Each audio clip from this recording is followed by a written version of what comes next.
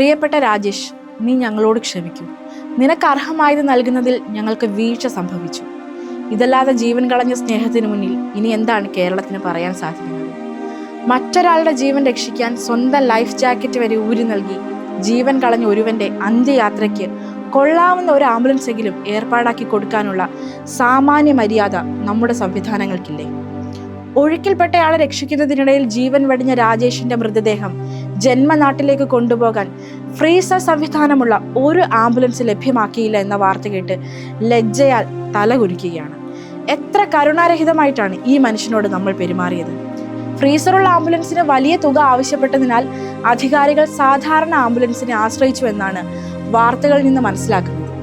രാജേഷിന്റെ ജീവനേക്കാൾ വലുതാണോ ആംബുലൻസിന് ചെലവാകുന്ന ഏതാനും ആയിരങ്ങൾ?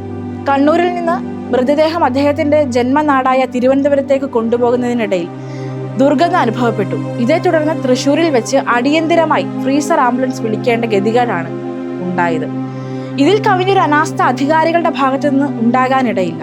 2 ദിവസത്തോളം വെള്ളത്തിൽ കിടന്ന മൃതദേഹം കണ്ണൂരിൽ നിന്ന് തിരുവനന്തപുരത്തേക്ക് എത്തിക്കുമ്പോൾ ആവശ്യമായ എല്ലാ ശാസ്ത്രീയ മുൻകരുതലുകളും സ്വീകരിച്ചിരുന്നു എന്നത് ഇപ്പോൾ ചർച്ചയാവുകയാണ്. മൃതദേഹം ദീർഘദൂര യാത്രയ്ക്ക് അനുയോജ്യമായ രീതിയിൽ സംരക്ഷിക്കാൻ എംബാമിംഗ് ഉൾപ്പെടെയുള്ള നടപടികൾ എന്തുകൊണ്ട് നടന്നില്ല?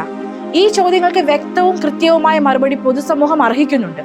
മറ്റൊരു മനുഷ്യന്റെ ജീവൻ രക്ഷിക്കാൻ വേണ്ടി സ്വന്തം ജീവൻ ബലി നൽകിയ ഒരു ധീര യോദ്ധാവിനോട് കാട്ടിയ അനാദരവിൽ രാജേഷ്, നിനക്ക് മുന്നിൽ കേരളം തലകുനിക്കുന്നു. 2 ദിവസം വെള്ളത്തിൽ കിടന്ന മൃതദേഹമായതിനാൽ അത് ഫ്രീസറിൽ വെക്കാൻ ബുദ്ധിമുട്ടായെന്നും അതുകൊണ്ടാണ് എംബാമിംഗ് സാധിക്കാതിരുന്നതുമാണ് ബന്ധപ്പെട്ടവരുടെ വിശദീകരണം. എന്നാൽ ആ വിശദീകരണം കൂടുതൽ ചോദ്യങ്ങളാണ് ഉയർത്തുന്നത്. അത്തരമൊരു സാഹചര്യത്തിൽ മൃതദേഹം സുരക്ഷിതമായി കൊണ്ടുപോകാൻ കൂടുതൽ ശാസ്ത്രീയവും മാന്യവുമായ ബദൽ സംവിധാനം ഒരുക്കേണ്ട ഉത്തരവാദിത്വം ബന്ധപ്പെട്ട വകുപ്പുകൾക്കില്ലേ? ദീർഘദൂര യാത്രയ്ക്കായി ആവശ്യമായ ഫ്രീസർ സൗകര്യമുള്ള ആംബുലൻസ് പോലും എന്തുകൊണ്ട് ലഭ്യമാക്കാൻ കഴിഞ്ഞില്ല?